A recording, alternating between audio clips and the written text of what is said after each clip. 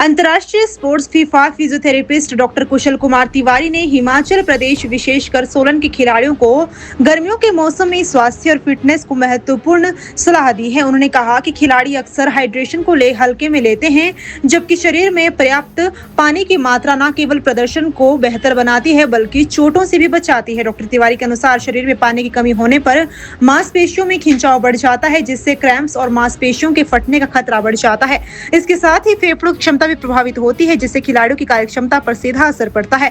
उन्होंने खिलाड़ियों को सुबह 7 से 8 बजे से पहले अथवा शाम 5:30 बजे के बाद अभ्यास करने की सलाह दी, ताकि तेज धूप और गर्मी के दुष्प्रभावों से बचा जा सके। डॉक्टर तिवारी ने नींबू, चुकंदर, खीरा और पुदीना मिलाकर तैयार किए गए डिटॉक्स वाटर के सेवन की भी सलाह दी। उन्होंने बताया कि ट्रेनिंग के बाद 15 से 30 मिनट के भीतर ठंडे पानी से स्नान करने से शरीर में जमा लैक्टिक एसिड बाहर निकलने में मदद मिलती है और इंजरी का खतरा कम होता है। उनका कहना है कि यदि खिलाड़ी इन सरल लेकिन महत्वपूर्ण सुझावों का पालन करें तो वे गर्मियों में भी अपनी फिटनेस और प्रदर्शन को बेहतर बनाए रख सकते हैं। जो भी बच्चे हैं जो स्पोर्ट्स में physical activity in summer time पे कर रहे हैं, तो गर्मियों में सबसे बड़ा इशू होता है हाइड्रेशन का। अब लोग इसको बड़ा लाइटली ले लेते हैं, प्लेयर्स काफ़ी लाइटली लेके चलते हैं कि ठीक है थोड़ा बहुत पानी पी लिया और ट्रेनिंग के लिए चले गए, लेकिन हाइड्रेशन आपकी परफॉर्मेंस को भी बिल्ड करता है और आपकी बॉडी को भी हेल्दी रखता है। अगर आपकी हाइड्रेशन कंप्लीट नहीं है तो मसल में ज़्यादा टोनिंग होगी।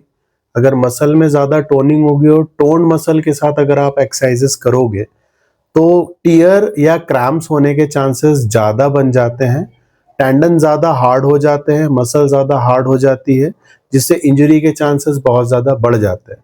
और अगर बॉडी के अंदर हाइड्रेशन रेट कम हो तब भी आपकी परफॉर्मेंस में इशू क्रिएट होता है, क्योंकि लंग कैपेसिटी रिड्यूस होती है लैक ऑफ हाइड्रेशन से। तो जितना ज़्यादा हो सके अपनी बॉडी को रिहाइड्रेट करो, ताकि आप क्रैम्प से बच पाओ, मसल टियर से बच पाओ और किसी भी तरह की जॉइंट या लिगामेंट इंजरी से बच पाओ।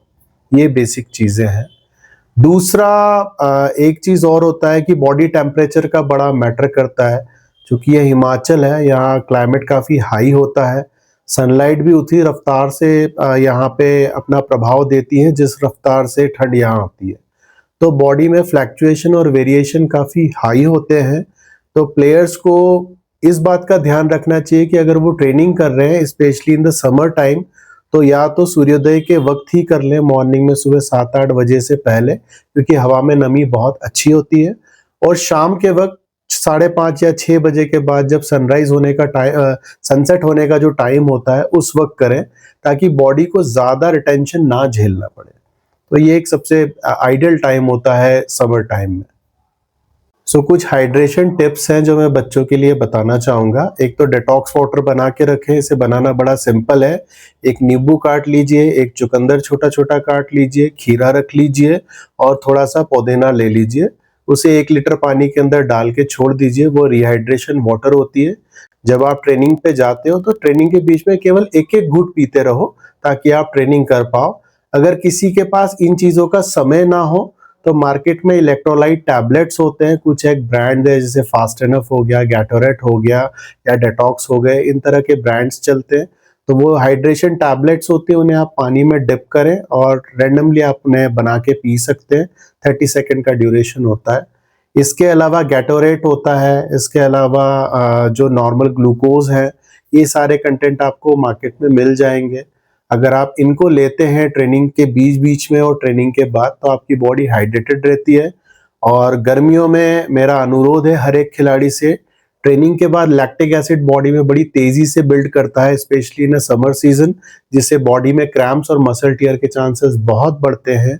तो कोशिश कीजिए कि घर जाके ट्रेनिंग के ठीक 15 मिनट के अंदर ही, अगर आप ट्रेनिंग 6 PM पे फिनिश कर रहे हैं या 7 PM पे फिनिश कर रहे हैं, तो 7 PM पे अगर फिनिश किया है तो कोशिश करो 7:30 से पहले बिल्कुल ठंडे पानी से पहले पैरों पे पानी डालें, फिर स्टमक पे डालें, फिर चेस्ट पे डालें और फिर लास्ट में हेड पे डालें।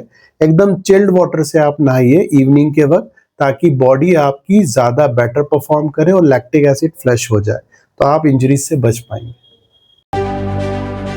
Rising from the Himalayas, a university for the new India driven by innovation. From cutting-edge research to leading startups, Shulini students learn to shape the future. Shulini University. Apply now.